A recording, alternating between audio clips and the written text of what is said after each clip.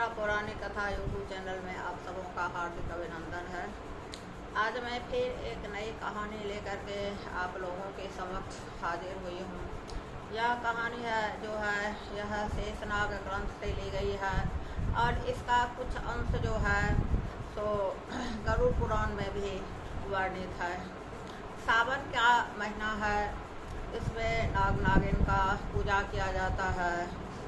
इसमें बहुत पूजा होता है। सावन महीना में नाग नागिन का, मधुश्रावणी में भी बहुत पूजा होता है। नाग पंचमी में भी इनका पूजा होता है।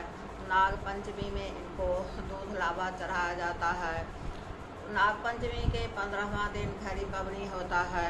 विषहरा सबका इसमें पूजा होता है सावन महीना में। तो यह मैं एक नाग नागिन की कहानी मैं आप लोगों को सुनाने जा रही हूँ।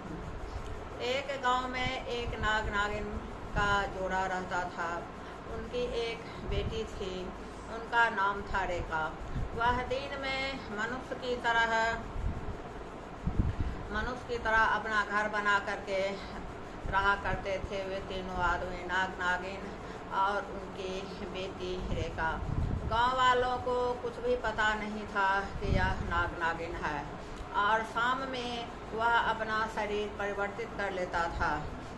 संयोगवश एक दिन मोनू नाम का एक लड़का जो था, सायंकाल में वह कहीं से आ रहा था। वह देखा कि ये नाग नागिन जो है सो मनुष्य से अपना शरीर परिवर्तित करके नाग नागिन बना लिया। प्रतिदिन वह शाम में मनुष्य से नाग नागिन का शरीर परिवर्तित करके जंगल की ओर जाता था। और भारत यह तीनों नाग नागिन और उनकी बेटी जो थी रेखा, वह जंगल में ही रहती थी और पेड़ सवेरे में अपना मनुष्य का शरीर परिवर्तित करके आ जाते थे। मोनू जब सायंकाल में उनका वह शरीर परिवर्तित होते देखा तो उसका तो शरीर पसीना से भर गया। उसका तो पैर धरती पर से फिसल गया कि यह क्या हो रहा है। कुछ जब अचंभित बात आदमी देखता है तो उनको दिमाग कुछ देर तक काम नहीं करता है। उसको होता है कि मैं स्वप्न देख रहा हूँ या कि मेरा दिमाग खराब है। 12 तरह की बातें आती रहती है। उसी तरह मोनू भी काफ़ी डर गया था। इसी तरह बेचारा रात बिताया और दिन में गांव वाले को बुला करके यह सारी कहानी वह गांव वालों से सुनाया। उस गांव में एक बाबा नाम का जादूगर रहता था। वह बहुत ही सिद्ध था। उस गांव में अगर कोई सांप सब आता था तो वही बाबा नाम के जादूगर को बुलाया जाता था। तो गांव के लोग उसी बाबा जादूगर को बुलाए। जादूगर शाम का समय लिए। फिर शाम हुआ, पूरा गांव के लोग और वह जादूगर जो था वह मनुष्य से नाग नागिन का शरीर परिवर्तित होते देखा। वह जादूगर जो था उसके मन में परास फूटने लगा कि इसका जो मणि है वह मैं ले लूँगा और ऐसो आराम का जिंदगी जीने लगूँगा और गांव वाले को मूर्ख बनाऊँगा।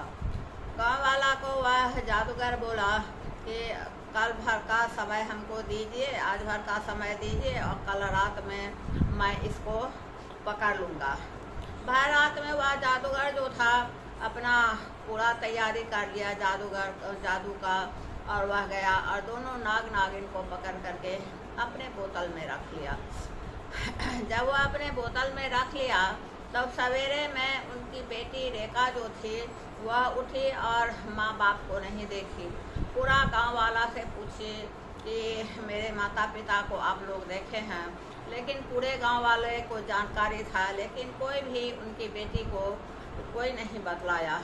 उनकी बेटी जो थी उसको बहुत हिम्मत था और बहुत होशियार थी और उसके पास जादुई मणि था।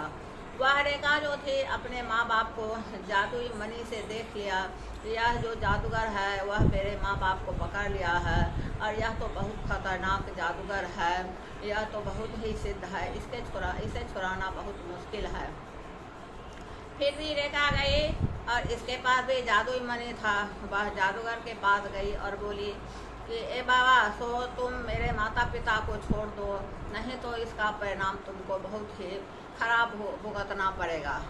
वह जादूगर बोला कि मुझे इस इलाके में बाबा नाम से जानता है और मैं बहुत ही सिद्ध हूँ।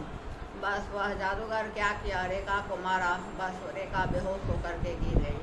रेखा बेहोश करके गिर गई। वह भी बहुत ही सिद्ध लड़की थी। बस वह उठी और जितना उसके पास जादू का कला था वह सब अपना इस्तेमाल कर ली और जादूगर को मारी और उस बोतल से अपने माँ बाप को छुड़ा ली। जादूगर बेहोश हो गया। उसका जो जादूगर का जो जितना सिद्ध था कला जादूगर का वह अपने पास ले ली और उसका जादूगर का जो कला था उसको ख़त्म कर दी और अपने माँ बाप को छुड़ा करके और वह दूसरा गांव में दूसरे जंगल की ओर चल गई।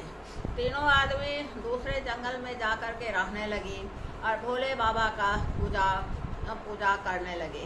ओम नमः शिवाय का मंत्र तीनों आदमी जपने लगे और अब अच्छा से अपना जीवन यापन करने लगे।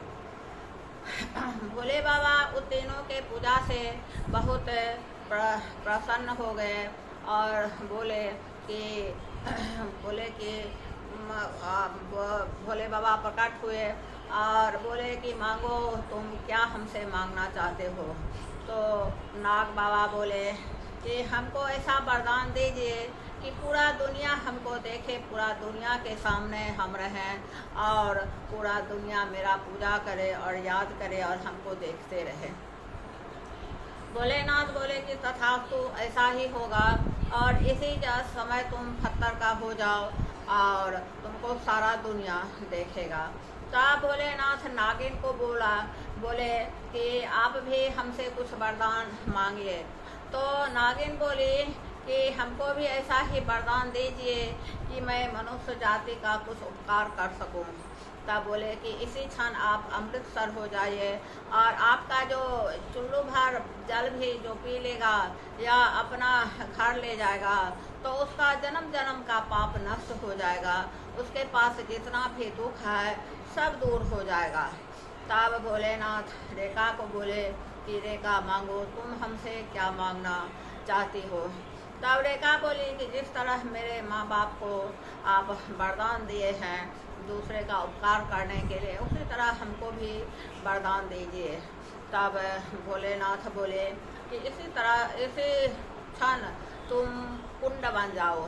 तो उसी क्षण रेखा जो थी वह कुंड बन गई और छत्तीसगढ़ में अभी भी वह कुंड है और उस कुंड में जो अपना मनवांछित फल मांगने जाता है और दूध चढ़ाता है तो उसको मनवांछित फल प्रदान करते हैं।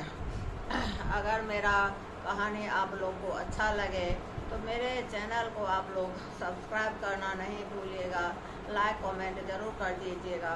धन्यवाद।